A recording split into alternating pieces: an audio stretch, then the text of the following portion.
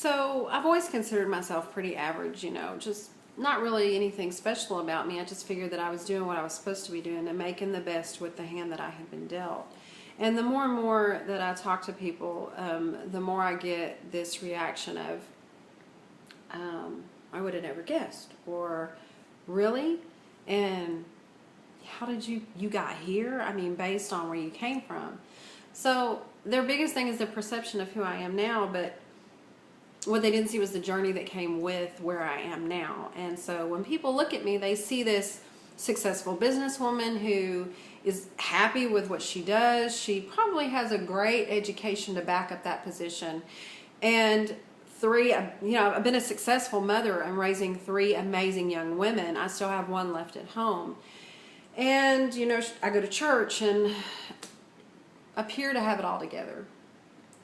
But what nobody sees is the journey and what got me here and the battles that I had to actually fight through and push through.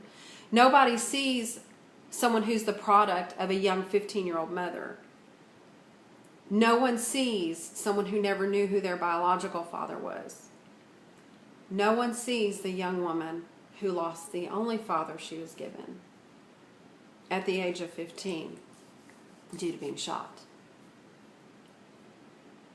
Nobody sees the young woman who wanted desperately to graduate but wasn't able to due to being pregnant at the age of 16 and having my first daughter at 17, and my senior year realizing that I had to walk away and get my GED.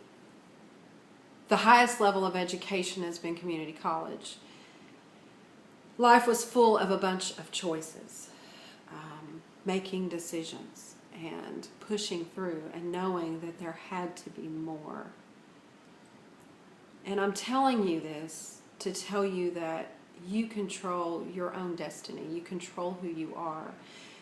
I've talked to so many women who talk about the career they're in or the job that they hold as being all they'll ever have, because this is what I came from, and it was good enough for my mom, and it was good enough for my dad, and based on the level of education I have, this is as high as I can go, and I'm stuck in the welfare system because my mom did it, and it's the only way out. It's the only way to survive. If everybody was a product, remained a product of where they came from, a lot of people wouldn't go anywhere.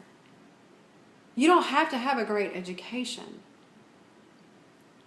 What you have to have is the drive. You have to know that there's more than what you have, and you have to believe. You have to believe that God has a bigger plan. And if we didn't have the test, there'd be no testimony.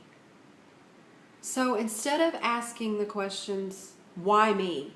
Why me? Stop asking them as if you're asking them as to why you're being punished. Why not you? Why not? Everybody can't endure the same thing that another person can. Someone has to be able to endure it to save someone else and to show someone else that there's another way. If no one were able to go through any trials and tribulations, no one would make it to the other side. There'd be no witnesses. You control who you are. You control who you become.